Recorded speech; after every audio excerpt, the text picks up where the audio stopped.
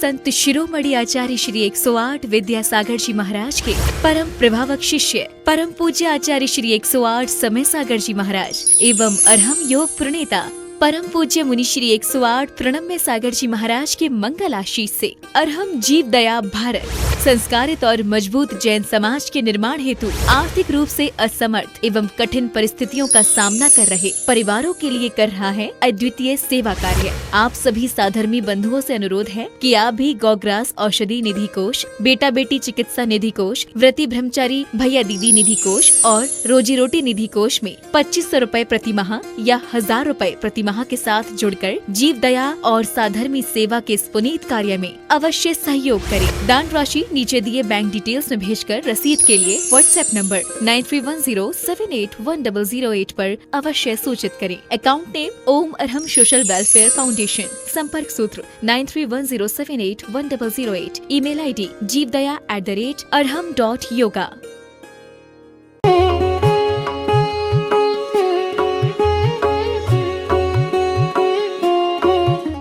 किसका ध्यान हमें करना चाहिए? पंच परमेष्ठी के ध्यान के बारे में बताया जा रहा है। अरहंत का ध्यान कैसे करें, सिद्ध का ध्यान कैसे करें, यह आपने सुन लिया। अब यहाँ पर आचार्यों को भी उनके गुणों के द्वारा अपना ध्यान का विषय बनाया जाता है। क्या होता है? दंसणाण पहाड़े। दंसण माने दर्शन और णाण माने ज्ञान। इसकी प्रधानता के साथ में प्रधानता का मतलब होता है मुख्यता। दर्शन और ज्ञान की मुख्यता रहती है। यहाँ पर दर्शन से मतलब सम्यक दर्शन से है और ज्ञान से मतलब सम्यक ज्ञान से है। तो सम्यक दर्शन और सम्यक ज्ञान की प्रधानता होने पर ही वीर्य चारित्र वर तवा यारे। वीर्य का मतलब होता है वीर्याचार, चारित्र माने चारित्र और वर माने श्रेष्ठ, तवायार माने तपाचार। इस तरह से ये पंचाचार कहलाते हैं। क्या बोलते हैं इनको? इस सब शब्दों के आगे एक आचार शब्द और जोड़ दो। दर्शन के आगे दर्शनाचार, ज्ञान के साथ ज्ञानाचार, वीर्य के साथ वीर्याचार, चारित्र के साथ और तप के साथ तपाचार। ऐसे ये पंचाचार कहलाते हैं। 5 प्रकार के विशिष्ट आचरणों का पालन करना होता है। इन 5 प्रकार के विशिष्ट आचरणों के माध्यम से ही आत्मा की साधना होती है। किसकी साधना होती है? साधना का मतलब आत्मा को साधा जाता है, आत्मा के लिए कुछ किया जाता है। तो अगर हम ये 5 में से कुछ भी करेंगे तो वो आत्म साधना कहलाएगी। दर्शनाचार माने सम्यक दर्शन का पालन करना, है ना।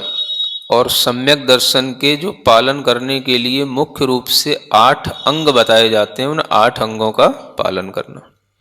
सम्यक दर्शन के 8 अंग, 8 उसके मुख्य भेद, 8 उसके प्रकार। वो कौन कौन से होते हैं? हाँ, निसंकेत, निकांक्षित, निर्विचिकित्सा, अमूढ़ दृष्टि, उपगूहन और स्थितीकरण, वात्सल्य और प्रभावना। ये 8 अंग कहलाते हैं। सम्यक दर्शन के इन 8 अंगों का जो पालन करता है वो दर्शनाचार का पालन कर रहा है।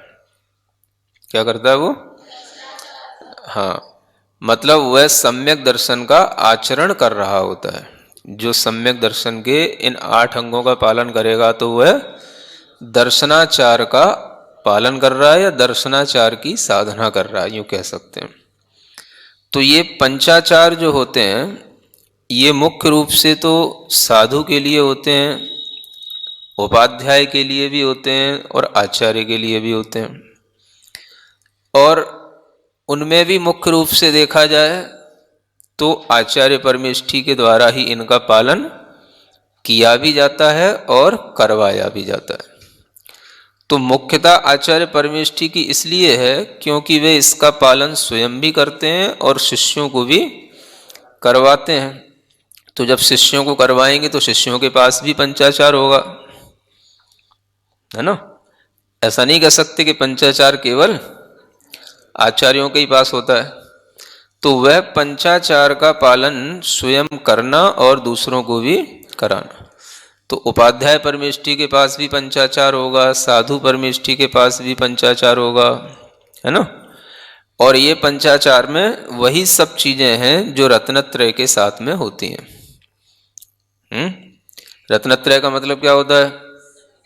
सम्यक दर्शन, सम्यक ज्ञान और सम्यक चार्य। इसको बोलते हैं रत्नत्रय की साधना या आराधना।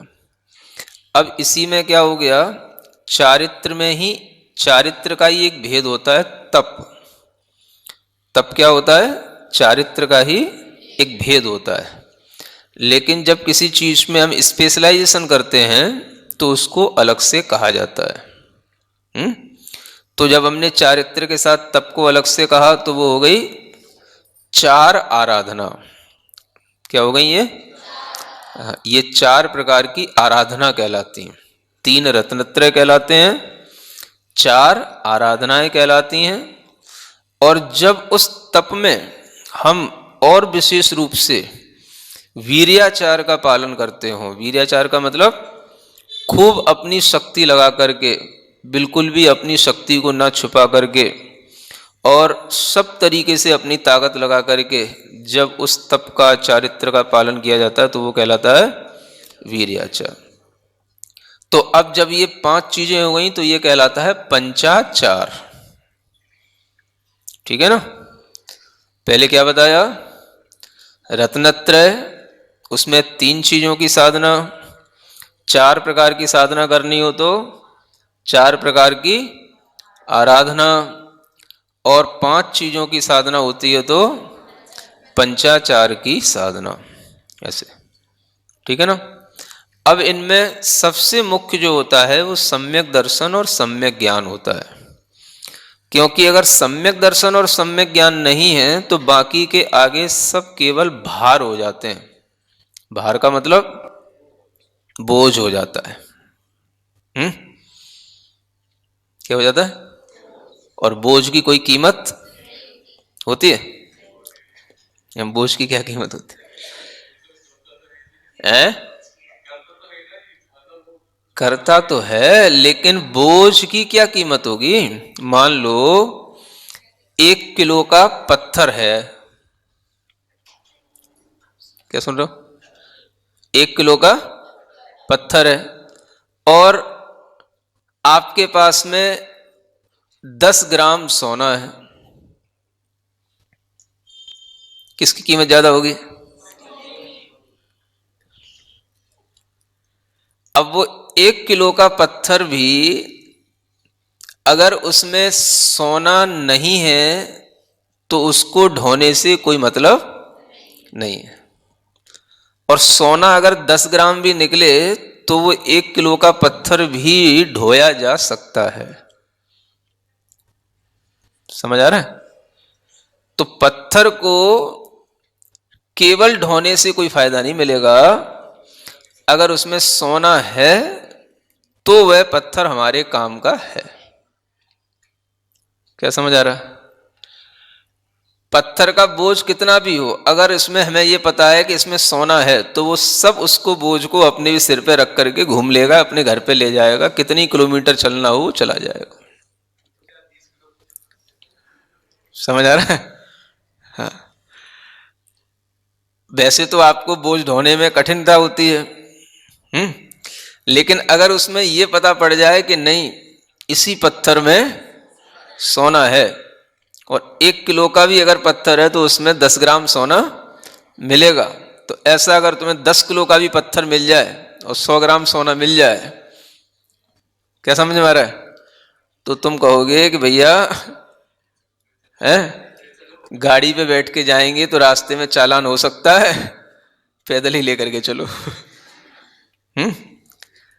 तो इसी तरीके से जो सम्यक दर्शन और सम्यक ज्ञान है, ये तो है सोने की कीमत वाले, है ना। और इसी के लिए, इसी की प्रधानता से ये चारित्र, तप, वीर्याचार आदि का धारण किया जाता। सम्यक दर्शन सम्यक ज्ञान के साथ में ये सब चीजें होती हैं तो फिर भार नहीं लगेंगी, फिर सब चीजें हल्की हैं। सुन रहे हो? किसके साथ में? सम्यक दर्शन और सम्यक ज्ञान के साथ में। और सम्यक दर्शन ज्ञान नहीं है तो वो सब चीजें भार हो जाती, इसलिए कहा कि ये सब चीजें बोझ हो जाती हैं। तो इसलिए यहां कहा दर्शन ज्ञान प्रधाने, माने दर्शन, सम्यक दर्शन और सम्यक ज्ञान की प्रधानता के साथ में ही चारित्र, तप आदि का पालन किया जाता है। तो वह सम्यक दर्शन की क्या प्रधानता हो गई, सम्यक दर्शन क्या वस्तु हो गई? 8 प्रकार के अंगों का पालन करना, यही सम्यक दर्शन की आराधना है। निस्संकित का अर्थ आप जानते ही होंगे, जो जिनेंद्र भगवान के द्वारा, वीतराग भगवान के द्वारा बताया हुआ जो मार्ग है, उसमें किसी भी प्रकार का कोई संदेह नहीं होना, इसको क्या बोलते हैं? निसंकेत। समझ आ रहा है? आत्मा है कि नहीं, मोक्ष होता है कि नहीं, कर्म की निर्जरा होती है कि नहीं, कर्म का बंध होता है कि नहीं, स्वर्ग नरक होते हैं कि नहीं, अष्टमी भूमि कही जाती है, अष्टम भूमि, 8वीं पृथ्वी कहीं देखी तो है ही नहीं, है कि नहीं? ऐसा होता है? यस और नो? है कि अभी पता नहीं है, अभी डाउट में है, जब पूरा द्रव्य संग्रह पढ़ लेंगे तब बता देंगे महाराज, ऐसा? अगर ये सब डाउट रहते हैं तो सम्यक दर्शन नहीं होता। और जब ये सब चीजें बिल्कुल विश्वास के साथ ग्रहण करने में आती हैं तो सम्यक दर्शन होता है। इसको क्या बोलते हैं? निसंकित। निकांक्षित अंग का पालन करो, किसी भी प्रकार की संसार की विषय वस्तुओं की कोई आकांक्षा धर्म के पालन से मत करो, इसको क्या बोलते हैं? निकांक्षित। मतलब कोई भी बाहर की भोग वस्तुओं की आकांक्षा मत करो कि हम धर्म इसलिए कर रहे हैं कि आगे चल करके हमें बहुत अच्छा इससे भोग सामग्री मिलेगी, बहुत अच्छा लाभ होगा, ऐसा मत करो। अपने आप धर्म करते रहो, जो मिलेगा सो मिल जाएगा। इसको क्या बोलते हैं? निकांक्षित। हो पाता है ऐसा? वर्तमान स्तोत्र के व्रत लिए बेटियों ने, छोटी छोटी बच्चियों ने, काय के लिए लिए? बताओ, काय के लिए लिए? अच्छे नंबरों से पास हो जाए इसलिए? तो कोई पूछे काय के लिए लिए तो क्या बोलोगे? कुछ तो बोलो। है भगवान के प्रति श्रद्धा बनाए रखने के लिए, भगवान की भक्ति करने के लिए, है ना, और शक्ति के साथ भक्ति करने के लिए, क्योंकि जब व्रत करेंगे थोड़ी शक्ति लगेगी, तो शक्ति के साथ भक्ति करने के लिए व्रत लिए, इतना तो बोलना पड़ेगा। तो ये निकांक्षित अंग कहलाता है।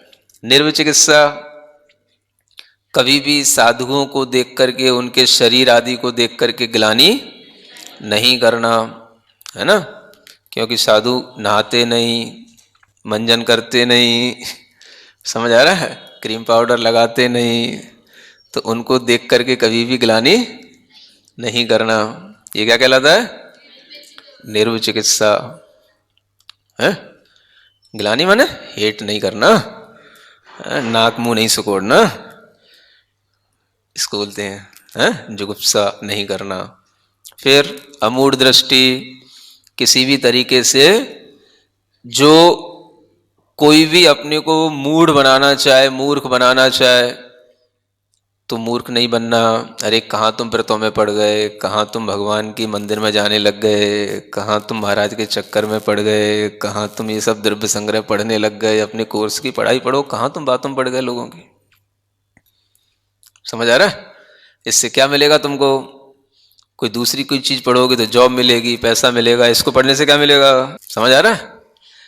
कोई भी चीज की आपके लिए जो आप सही चीज है उसके लिए कोई भी दूसरा आपको मूड बना सकता है। कोई चमत्कार दिखा करके, किसी भी प्रकार के प्रलोभन दे करके, तो उसमें भी मूड नहीं बनना।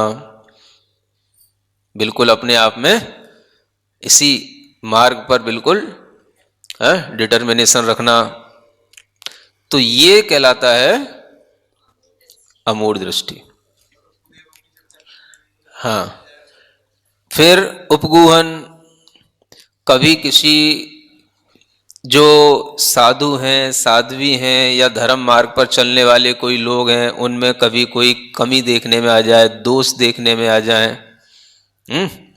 तो उनकी चर्चा सबसे नहीं करना, उसको व्हाट्सअप नहीं करना। क्या समझ आ रहा है ना?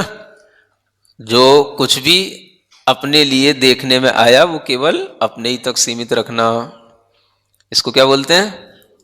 उपगूहन। इससे क्या होगा? अगर हम दूसरे की कमी नहीं बताएंगे तो उनकी कमी फिर पूरी कैसे होगी, दूर कैसे होगी?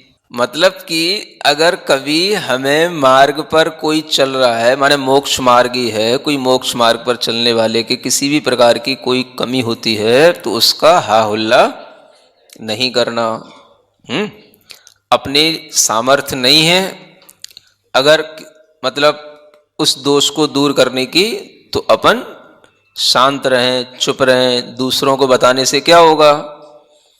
तो ये होगा कि दूसरे को भी बताने से जैसे आपके मन में अश्रद्धा भाव आया, ऐसे दूसरे के मन में भी आ जाएगा। समझ आ रहा है? फिर वो दूसरा भी देख लेगा, देखने दो, वो अपनी तरफ से जब देखेगा तब देख लेगा, वो अपनी तरह से जैसे सोचेगा सोच लेगा, उसके ज्ञान में जो आएगा वो कर लेगा। क्या समझ आ रहा है? नहीं नहीं, उसका भी नुकसान ना हो जाए, तो ठेका ले रखा क्या सबका है? तो इसको क्या बोलते हैं? उपगूहन, है ना?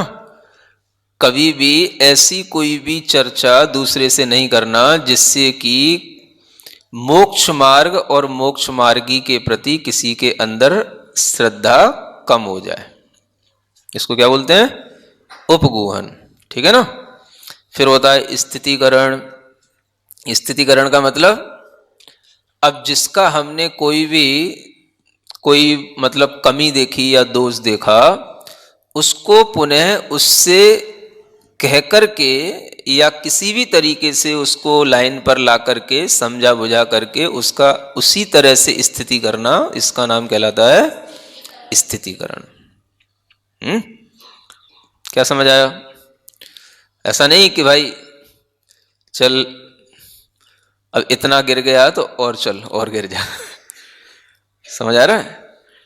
ऐसा साधर्मियों के प्रति भी होता है, केवल साधुओं के लिए नहीं कहा जा रहा है। जैसे मान लो आप लोग हो, समझ आ रहा है? अब कोई व्यक्ति है जो पहले मंदिर आता था, खूब महाराज को आहार देता था, धर्म करता था, शास्त्र सुनता था।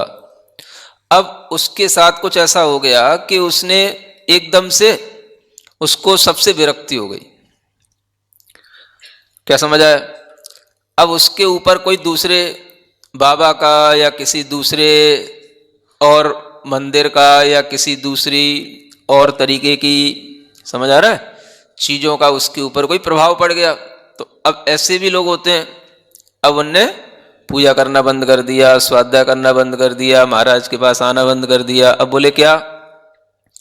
बोले हमें तो इन बाबा से, ये भगवान से ये सब मिल रहा है, अब हमें उधर जाने की जरूरत। तो उसके भी इस दोष को देख करके, अब ये क्या हुआ? ये दोष हुआ कि नहीं उसका? वो सम्यक दर्शन से छूट गया। पहले वो कैसा था? सम्यक दर्शन के साथ में था, सम्यक दर्शन की आराधना कर रहा था। अब उसका सम्यक दर्शन छूट गया, तो उसको लाइन पर लगाने की कोशिश करना। अब उसके अगर आप दोषों का ढिंढोरा पीटोगे कि देखो ये तो सब भ्रष्ट हो गया, ये तो अब कोई मतलब का नहीं, ये जैन भी नहीं बचा, नाम का जैन है, तो ऐसा कहोगे तो ये तो हो गया आपका उपगुहन अंग गया। समझ आ रहा है? क्योंकि ऐसा कहने से तो सुधरने वाला है नहीं। अब कोई ऐसी तरकीब निकालो अपने ज्ञान से, अपने विवेक से, उसके प्रति अच्छी भावना रख करके कि ये भी पहले की तरह धर्म पर आ जाए, मार्ग पर पहले की तरह लग जाए। तो इसका नाम कहलाएगा स्थितीकरण करना। समझ आ रहा है? तो आप लोगों के लिए स्थितीकरण मुख्य रूप से आप अपने साधर्मियों का ही करने की ओर ध्यान रखें। है? कौन कौन से समाज में ऐसे लोग हैं जो पहले धर्म करते थे, अब धर्म से वंचित हो गए हैं, छूट गए हैं। समझ आ रहा है? तो उनके प्रति कोई ना कोई उपाय किया जाए, और वो उपाय इतना अच्छा समझदारी का हो कि उसको ऐसा ना लगे कि ये हमारे लिए कोई चाल चल रहे हैं। समझ आ रहा है? भावना क्या होनी चाहिए आपको? ये पहले की तरह ही सन्मार्ग पर आ जाए, पहले की तरह ही अच्छे काम करने लग जाए, अच्छा धर्म आचरण करने लग जाए। तो यही सोच करके आप कुछ करोगे तो यह भी आपका स्थितीकरण कहलाएगा। फिर क्या होता है? वात्सल्य होता है। जो आपके साथी हैं, आपके साधर्मी हैं, उनके प्रति भी वात्सल्य भाव रखना। समझ आ रहा है? स्नेह भाव रखना, द्वेष भाव नहीं रखना। ये क्या कहलाता है? ये वात्सल्य भाव कहलाता है। क्या समझ आ रहा है? जो जैन हैं वो कम से कम जैनों के प्रति ही वात्सल्य रख लें, और दूसरों की बात तो चलो ठीक है, बात की है, दूसरों के प्रति तो हो जाता है, हमारा जैन के प्रति नहीं होता। ये भी होता है ना?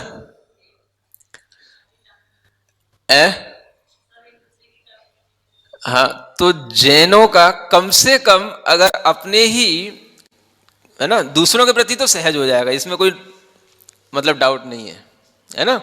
लेकिन अगर बिगड़ती है तो अपनों से ही बिगड़ती है। तो अपनों के प्रति थोड़ा सा क्या रखना? प्रेम भाव रखना, वात्सल्य भाव रखना। और फिर प्रभावना का मतलब होता है, 8वां अंग क्या है? प्रभावना। जितनी हमारी शक्ति बने उसके अनुसार धर्म की प्रभावना में लगना। समझ आ रहा? अगर अपने पास ज्ञान है तो ज्ञान से प्रभावना करना, अपने पास भक्ति है तो भक्ति से प्रभावना करना, अपने पास कोई भी शास्त्र पढ़ने पढ़ाने की क्षमता है उससे प्रभावना करना, किसी भी प्रकार से अपना कोई धन इत्यादि अपने को सदुपयोग में लगाना है तो उसके माध्यम से प्रभावना करना। जैसे बने तैसे भगवान जिनेंद्र देव की प्रभावना हो, जो उनके द्वारा बताई गई वाणी है उसकी प्रभावना हो, जो उनके मार्ग पर चलने वाले लोग हैं उनकी भी प्रभावना हो। इस तरीके की भावना करने का नाम और कार्य करने का नाम प्रभावना है। तो ये सब 8 बातें अच्छी हैं कि नहीं, और काम में आने वाली हैं, और अपने लिए आत्मोन्नति के लिए भी कारण हैं। तो इनको अपनाने की कोशिश करो। कहाँ कमी रह रही है उसको पूरा करने की कोशिश करो। हाँ, 8 में कहीं ना कहीं कमी है कि पूरे पर्याप्त है, सब बढ़िया है? तो जिसमें कमी हो उसको सुधार करके अपने अंदर अच्छा देखो, 8 का अगर आप पालन करेंगे तो इससे आपके अंदर कहीं कोई ऐसा भाव है जिससे नेगेटिविटी आती हो? सब पॉजिटिव भाव है कि नहीं? सबसे पॉजिटिविटी आएगी कि नहीं? उपगुहन करोगे तो नेगेटिविटी आएगी, पॉजिटिविटी आएगी? बताओ। समझ आ रहा है? अगर आप दूसरों के लिए किसी की कोई भी बातें करोगे तो वो एक निंदा का रूप ले लेती है, और वो निंदा ही नेगेटिविटी का काम करती है। और अगर आप पॉजिटिव होंगे तो आप कभी भी किसी की इस तरीके से कोई भी निंदा नहीं करेंगे। समझ आ रहा है? तो पॉजिटिव रहने के लिए भी थोड़ी ताकत लगती है। पेट में कोई बात पचे तब तो पॉजिटिव हो पाओगे। भोजन तो बच जाता है, लेकिन दूसरे की कोई भी बात जो है वो पेट में रह जाए, किसी किसी का तो भोजन ही उसके बिना नहीं पचता जब तक कि दो चार बातें किसी से कर ना ले, है ना। तो मुश्किल होता है, तभी थोड़ा सा कुछ उपलब्ध होता है। इसलिए तो ऐसा ये सम्यक दर्शन होता है। फिर सम्यक ज्ञान होता है, उसके भी 8 अंग होते हैं, है ना। अर्थाचार कहलाता है, शब्दाचार कहलाता है, माने जो शब्द लिखे हैं उनको शुद्ध पढ़ना, उसका जो अर्थ है उसको भी सही समझना, फिर शब्द और अर्थ दोनों को भी मिलाकर के सही शब्द और सही अर्थ का भाव लाना। समझ आ रहा है? जो हम ग्रंथ पढ़ रहे हैं उसका बहुमान करना, जिन आचार्य आदि ने हमको पढ़ाया है उनका भी नाम ध्यान में रखना, या जिस ग्रंथ को हम पढ़ रहे हैं उस ग्रंथ को भी ध्यान में, उनके कर्ता का नाम भी ध्यान में रखना। समझ आ रहा है? और ग्रंथ पढ़ते समय कोई ना कोई नियम इत्यादि के साथ में उसके लिए और ज़्यादा बहुमान करने का भाव रखना, ये भी इस तरह से सम्यक ज्ञान के 8 अंग बन जाते हैं। इसको बोलते हैं एक शब्दाचार, अर्थाचार, उभयाचार। फिर बोलते हैं अनिन्नवाचार। अनिन्नव माने छुपाना नहीं, किसी का नाम इत्यादि जिससे हमें ज्ञान मिला है उसका नाम कभी छुपाना नहीं, अनिन्नवाचार। एक होता है उपधानाचार। उपधान का मतलब होता है कोई ना कोई नियम लेकर के आदर पूर्वक ग्रंथ को पढ़ना, उपधानाचार कहलाता है। और एक होता है बहुमानाचार। बहुमान करते हुए स्वाध्याय करना, मेरा समय धन्य है, मेरा जीवन धन्य है। समझ आ रहा है? जो मैं जिनवाणी पढ़ रहा हूँ, सुन रहा हूँ, अन्यथा ये जिनवाणी सुनने को है अनादिकाल से हमको कभी मिली नहीं। ऐसे बहुमान के भावों के साथ में जिनवाणी को सुनना, ये बहुमानाचार कहलाता है। हो गए? हाँ, एक कालाचार है और एक विनयाचार है।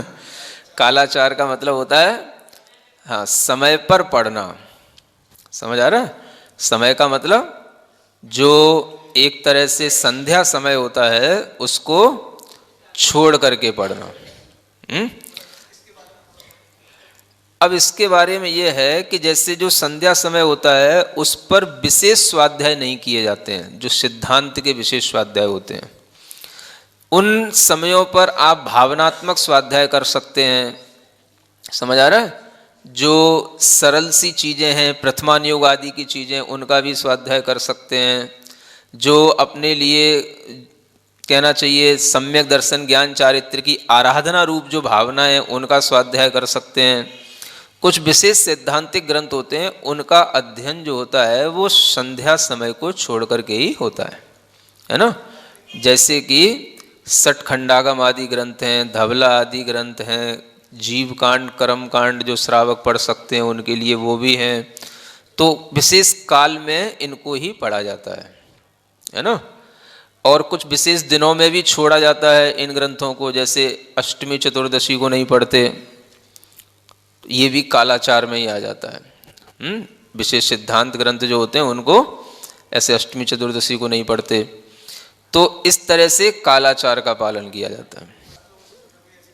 अब रेफरेंस तो सब में ही आते हैं, जो मूलाचार आदि हैं उसमें पंचाचार अधिकार आता है, उसमें कालाचार में यही चीज़ बताई गई है ना।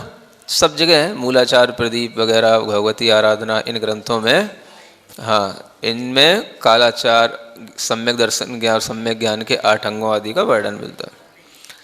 क्या हो गया? तो आप लोग जो चीज़ें पढ़ते हो वो तो सब सामान्य होती हैं, है ना। आप प्रथमान योग के ग्रंथ पढ़ सकते हो कभी भी किसी भी टाइम पर, ऐसा कोई भी सामान्य से रत्नकंड, श्रावकाचार, द्रव्य संग्रह, इन ग्रंथों को पढ़ने में कोई बाधा नहीं है। सब भावनात्मक ग्रंथ हैं। और जो विशेष ग्रंथ होते हैं कर्मकांड, जीवकांड, लब्धिसार वगैरह, इनको संध्या समय पर अष्टमी चतुर्दशी इत्यादि को नहीं पढ़ना, ये कालाचार का पालन है। फिर कहलाता है विनयाचार, है ना। एक तो बहुमान के साथ पढ़ना और एक विनय के साथ पढ़ना। जो ज्ञान है उसकी भी, जो शास्त्र है उसकी भी, और जहाँ हम ज्ञान प्राप्त कर रहे हैं उसकी भी विनय के साथ में उस ज्ञान को ग्रहण करना, ये कहलाता है विनयाचार। ऐसे सम्यक दर्शन सम्यक ज्ञान के 8 अंग जान लो। चारित्र तो आपसे कोई लेना देना है ही नहीं है, तप का वीर्य का तो आपसे कोई लेना देना है ही नहीं है ना। तो बस इसी को जान लो और इसी की प्रधानता है, इसी को मुख्यता है। ये होगा तो आगे का सब ठीक ठाक हो जाएगा। तो ऐसे इन 5 आचारों में जो अपम माने अपने को और परम माने दूसरों को भी, जुंजई माने जोड़ते हैं, लगाते हैं, सो आयरियो वह आचार्य कहलाते हैं। मुनि माने वह मुनि भी होते हैं। ज्यो माने उनका ध्यान करना चाहिए। ठीक है। जो रण तय जुत्तो नित्यम धम्मो वदेशणे निर्दो सोवझाओ अप्पा जदिवर वसहोड़मो तस्। पढ़ो। जो रण तय जुत्तो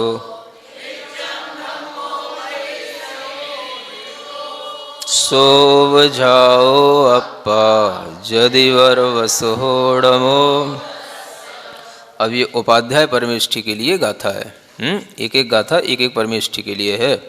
जो रैणत्रय जुत्तो, जो रत्नत्रय से युक्त हों। नित्यम माने हमेशा, धम्मोपदेशने निर्दो, धर्म का उपदेश देने में रत रहते हों, संलग्न रहते हों। किसमें? उपदेश देने में, धर्म को बताने में, दूसरों को ज्ञान देने में। सो उपझाओ अप्पा, वह उपाध्याय आत्मा है। वो आत्मा क्या कहलाएगी? उपाध्याय। जदिवर वसहो, वह यतिवरों में भी वृषभ माने श्रेष्ठ होते हैं, है ना। अन्य साधुओं में भी वो श्रेष्ठ कहलाते हैं। यतिवरों में भी वृषभ का मतलब श्रेष्ठ और मुख्य। णमो तस्य, उनके लिए मेरा नमस्कार। तो ध्यान भी करना, चिंतन भी करना, नमस्कार भी करना, है ना। नमस्कार का मतलब केवल नमस्कार ही नहीं समझना।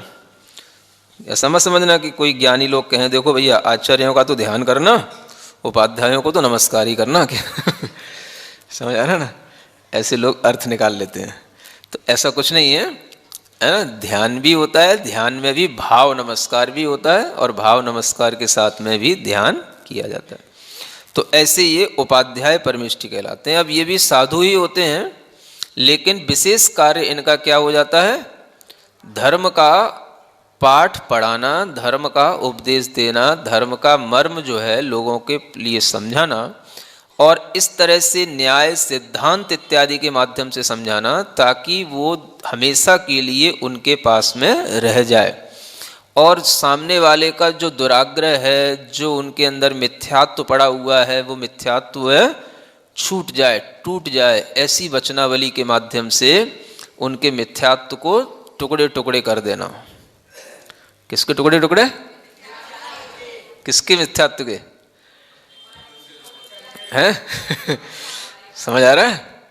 मतलब इतनी ठुकाई की जाती है, इतनी पिटाई की जाती है कि आपको पता भी ना पड़े, और आपकी आत्मा पे लगे हुए मिथ्यात्व कर्म के टुकड़े टुकड़े हो जाएं, और आपके भीतर से वो मिथ्यात्व टुकड़े होकर के निकल जाए, गिर पड़े, और आप बिल्कुल ऐसे के तैसे बैठे रहें, और आपके टुकड़े टुकड़े हो जाएं भीतर से। अच्छी तरीका है कि नहीं है? पिटने के लिए तैयार तो हो गए तुम लोग, ऐसा लग तो रहा है? तो ऐसे ही सुनने के लिए बैठे रहना माने पिटने के लिए तैयार रहना। किसको पीटने के लिए? अपने मिथ्यात्व के टुकड़े करने के लिए, है? ऐसी जो वचनावलियों को सुन करके जो मन में भाव आ जाता है कि नहीं, हमें भी ये सब छोड़ करके, मिथ्यात्व इत्यादि छोड़ करके समीचीन मार्ग को अपनाना है, यही जो है उपाध्याय परमेष्ठी का कार्य होता है। ठीक बात। अब साधु भी पढ़ लेते हैं। दंसणाण समग्गम मग्गम मोक्षस जोहुचारितम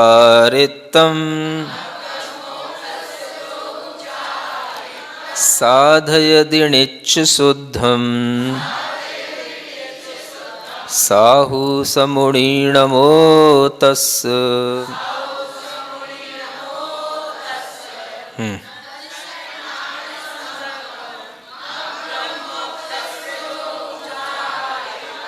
साधयदि निच्च शुद्धम साहु समुनि नमो। दंसणाण समग्रम माने सम्यक दर्शन और सम्यक ज्ञान की समग्रता माने पूर्णता के साथ में, जो मोक्षस्य मग्गम चारित्रम मोक्ष का मार्ग वाला जो चारित्र है उसको भी साधयदि माने साधता है। क्या करता है? साधता है। कैसे रूप में? निच्च शुद्धम शुद्ध रूप में साधता है, यानी चारित्र की साधना करता है। किसके साथ में? सम्यक दर्शन ज्ञान की पूर्णता के साथ में। यानी सम्यक दर्शन सम्यक ज्ञान में तो निष्णात हो और फिर उसके साथ में सम्यक चारित्र की साधना जो करता है वह साधु कहलाता है। साधे उसी का नाम साधु है। क्या समझ आ रहा है? साधने का नाम ही साधु है। हा? तो ये साधु ही मुनि भी होते हैं और ये यति मुनि अनगार इन्हें सब शब्दों से कहा जाता है। तो सबसे पहले मोक्ष मार्ग पर यही रूप धारण किया जाता है। पहले साधु की मुख्यता, साधना की मुख्यता, साधना जब हो जाए तब फिर दूसरों को उपदेश आदि कार्य करने की मुख्यता। तो ये मुख्यता के अनुसार ही ये साधु आचार्य उपाध्याय का विभाजन है। बाकी जो उपाध्याय होते हैं वो भी साधु के मूल गुणों का पालन करते हैं और जो साधु होते हैं वो भी पंचाचार का पालन करते हैं। उपाध्याय भी सब कुछ करते हैं, केवल थोड़ा थोड़ा सा काम है ना अलग अलग हो जाता है। समझ आ रहा है? जैसे मंत्रियों के डिपार्टमेंट अलग अलग बांट दिए जाते हैं, सांसद तो सभी होते हैं, फिर उनके अलग अलग डिपार्टमेंट बांट दिए जाते हैं। तो ऐसे ही ये कार्य है। तो इस तरीके से यह साधु परमेष्ठी को नमस्कार इनके गुणों के माध्यम से किया जाता है। माने हमेशा सम्यक दर्शन ज्ञान चारित्र की आराधना और सम्यक दर्शन ज्ञान चारित्र की ही भावना की जाती है। समझ आ रहा है? आचार्य उपाध्याय साधु में हम क्या देख रहे हैं? सम्यक दर्शन, सम्यक ज्ञान और सम्यक चारित्र। तो उसी को नमस्कार किया जाता है। जिनकी आत्मा में ये सम्यक दर्शन ज्ञान चारित्र होते हैं उन्हीं को मुख्य रूप से हम नमस्कार करके हम भावना करते हैं कि हमें भी इसी प्रकार के सम्यक दर्शन ज्ञान चारित्र की प्राप्ति हो। यह आत्मा की आराधना और आत्मा की भावना कहलाती है। इसलिए साधु परमेष्ठी आदि सभी का ध्यान करने से हमारा ध्यान मुख्यतः किस पर होता है? उनकी साधना और उनके अंदर जो रत्नत्रय है उस पर हमारा ध्यान जाता है। तब हमारे लिए वह पंच परमेष्ठी का ध्यान रत्नत्रय की ध्यान के साथ में चलता है। ठीक है ना? इस तरह से पंच परमेष्ठी का यह वर्णन पूर्ण हो जाता है।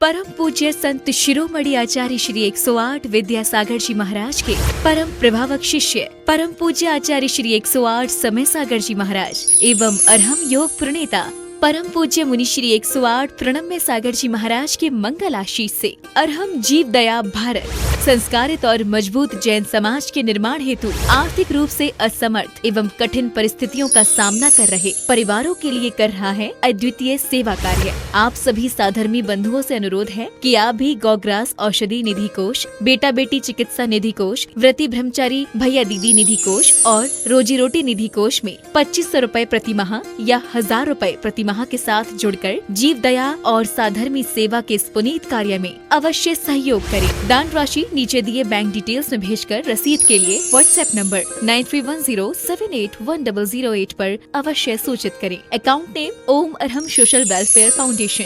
संपर्क सूत्र 9310781008। Email ID jeevdaya@arham.yoga।